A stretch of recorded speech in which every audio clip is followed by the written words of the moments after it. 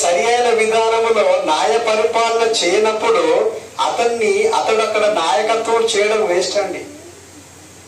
ఇశ్రాయేలీలందరినీ కూడా ఐగుప్తు బానిసత్వం నుండి ఈ యొక్క ఎర్ర సముద్రం గుండా, ఎడారి గుండా, సీనాయి అరణ్యము గుండా నడిపిస్తున్న విధానంలో ఏనాడు కూడా మోషే గారు అలసిపోలేదు, నాయకత్వం సన్నగిల్లిపోలేదు.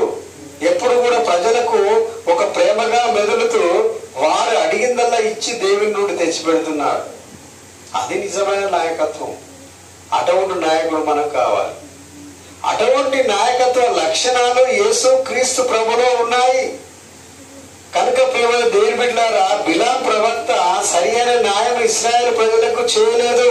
కనుకనే దేవుడు అతని యొక్క అధికారాన్ని తీసివేశాడు. చూడండి ఎలాంటి కలలు కంటున్నాడు. ఇదంతా కూడా బేయేరు కుమారుడైన బిలామునకు వచ్చిన దేవోక్తి, కన్నులు తెరిచిన వాటికి వచ్చిన దేవోక్తి. ఒక దేవోక్తి కంటున్నాడు, దేవ సందేశాన్ని వింటున్నాడు. కళ్ళు మూసుకోండి, మీరు కూడా ఒకసారి ప్రార్థన చేయండి. దేవుడు మీతో తప్పనిసరిగా ఆ ఒక దేవోక్తి అనేది తప్పనిసరిగా మీతో కూడా మాట్లాడుతుంటది. నువ్వు ఈ రోజంతా తప్పు చేశావు, ఇక నుండి చేయకు అని ఒక ఆత్మ విమర్శ నీకు చేస్తుంది. అలాగనే బిలాం ప్రవక్తకు వచ్చిన దర్శనము ఏమంటున్నాడంటే, మహోన్నతుని విద్య నెరిగిన వాని వార్త. చూడండి, అతడు పరవశుడై కన్నులు తెరిసిన వాడై సర్వశక్తిని దర్శనమును పొందెను. చూడండి, అప్పుడు మేలుకొచ్చేసింది.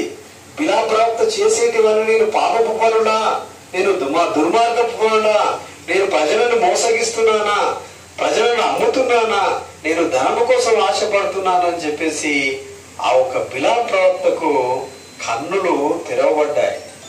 మనం కనబడే కన్నులు అనేటివి లోక సంబంధమైన కన్నులండి. మనకు కనబడే కన్నులన్నీ కూడా ఎటువంటి అట? లోక సంబంధమైన కన్నులు. ఈ లోకంలో ఉన్నదంతా కూడా శరీర ఆశ. ఆశ సంపాదించుకోవాలి, ధరించుకోవాలి, తినాలి, సుఖపడాలి. ఇదంతా కూడా శరీర ఆశ.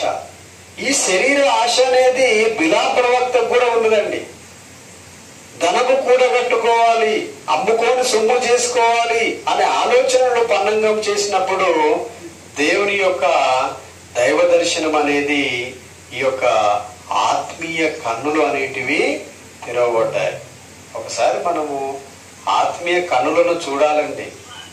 మనము శరీర కన్నులు మనకు 2 ఉన్నాయి, కానీ మన ఆత్మ ద్వారా మనం కన్ను మూసుకున్నప్పుడు ఆత్మీయ కన్నులు చూస్తాయండి. చూసి ఇటువంటి పని మనము చేయకూడదు, ఇటువంటివి మనము చూడకూడదు. ఇదంతా ఎందుకంటే మహానుభావులు లోకంలో కొన్ని రాస్తున్నారు. చెడు వినద్దు అంటాడు కదా, ఏంటి? చెడు వినద్దు, చెడు చూడద్దు, చెడు మాట్లాడద్దు.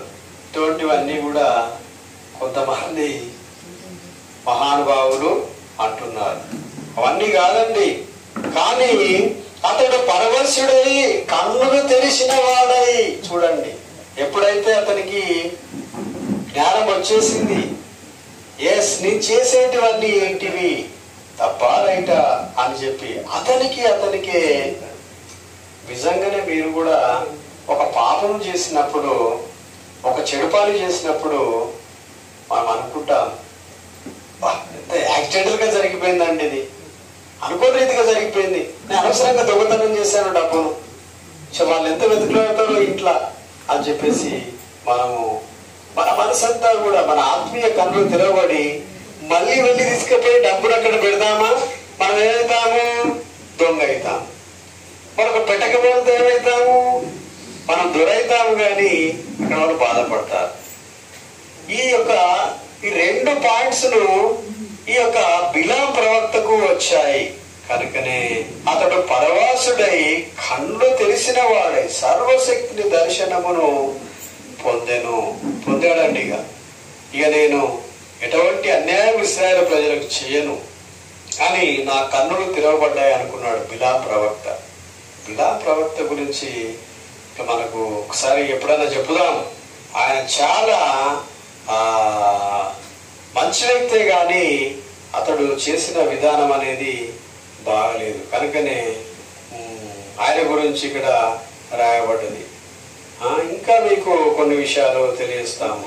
చూడండి, ఆయనను చూచుచున్నాను గాని ప్రస్తుతం నానున్నట్టు కాదు, ఆయనను చూచుచున్నాను గాని సమీపమున ఉన్నట్టు కాదు. నక్షత్రము యాకోబులో ఉదయించును.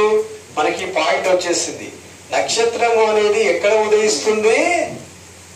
తోక నక్షత్రం అనేది ఎక్కడ ఉదయిస్తుంది?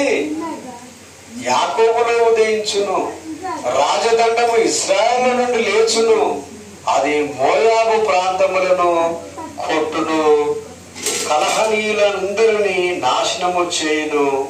ఎదోమును చేసిన వారు ఇశ్రాయేలుకు శత్రువులను వారు స్వాధీనపరుచుకుందురు. ఇశ్రాయేలు పరాక్రమము నొందుదురు. కనుక యాకోబు సంతానమున ఏలిక పుట్టును. చూసారా? అదే కదా, ఏలిక ఎక్కడి పుట్టాడు? యాకోబు వంశం నుండి పుట్టాడు. మనలందరినీ ఏలిక ఎక్కడి నుండి పుట్టాడు? యాకోబు వంశం నుండి, ఇశ్రాయేలీల నుండి పుట్టాడు. కాబట్టి ప్రియ దేవుని బిడ్డలారా, అందుకనే ఏమంటున్నాడు? మీకా గ్రంథము 5వ అధ్యాయము 2వ వచనములో తెలియజేస్తున్నాడు. చదవండి అది.